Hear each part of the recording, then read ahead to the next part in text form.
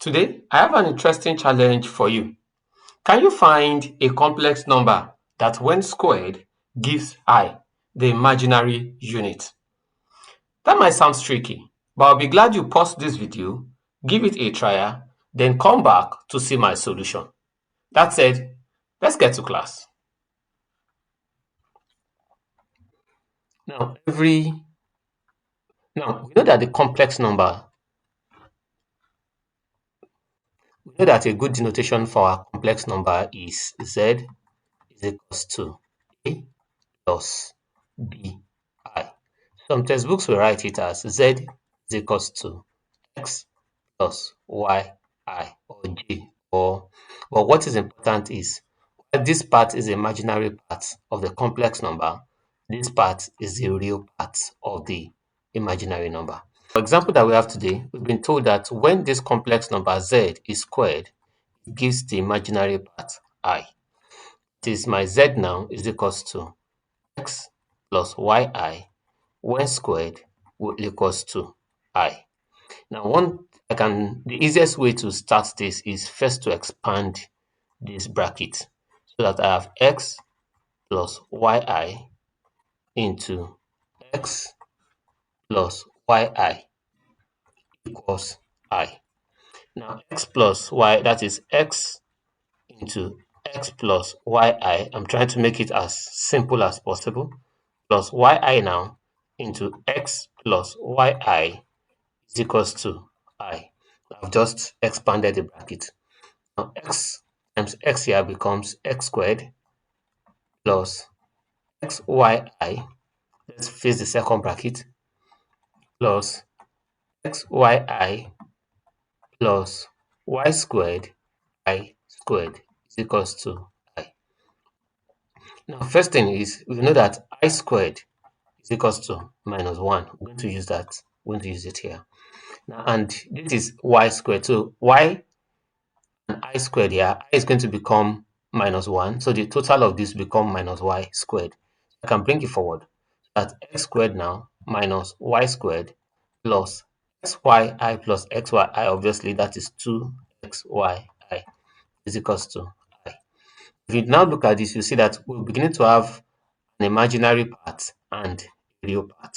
So I can relate this to be equals to X squared minus Y squared plus 2XYI. At this side also, I want to create an imaginary and a real. But the imaginary is I. Obviously, the real will be what? 0 plus I. Now, so that X squared, which is the real part here, minus Y squared will be equals to 0. Y 2XYI will be equals to I. Now, this is 1. Let's call that equation 1. And let's call this equation 2. Now, from equation 2, know that my 2xy will be equals to 1. So that xy will be equals to 1 over 2. Let's open another slide. We have gotten two equations. Let's just pick the two equations.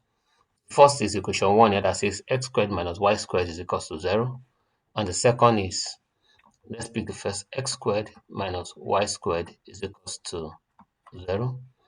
And the second is x and y, xy is equals to half. Is equals to 0. And the second is xy is equals to half. If x squared minus y squared is equals to 0, obviously x squared will be equals to y squared. I can take square root of both sides. If I take square root of both sides this way, obviously my plus or minus x will be equals to plus or minus y. Now, so that let's take the positive, we'll be saying x is equals to y. Now, if x is equals to y, then I can substitute in equation 2 there, so that my y now will become y squared is equals to half. Obviously, the square root of y squared will be equals to the square root of what? Half, which is equals to 1 over root 2. That means y now, which is the square root of y squared, is equals to 1 over root 2. Let's rationalize this third. That is, we'll multiply by root 2 over root 2. This is obviously root 2 over 2. Now, if y is equals to root 2 over 2, remember we said that positive y is equals to positive x. and negative y is equals to negative x. So that positive y will be equals to root 2 over 2. And this is equals to positive x. That negative y will be equals to minus root 2 over 2, which is equals to minus x. Now I can rewrite my z, my equation, which now equals x plus yi will be the same thing as z now be equals to root 2 over 2 plus root 2 over 2i, or we'll have z to be equals to minus root 2 over 2 minus root 2 over 2i. Now these are the sets of complex number. Any of these two will be the possibility. With this, I hope you understand this example. I'll be glad to see you in our next class. Thank you for staying with us and see you in our next class.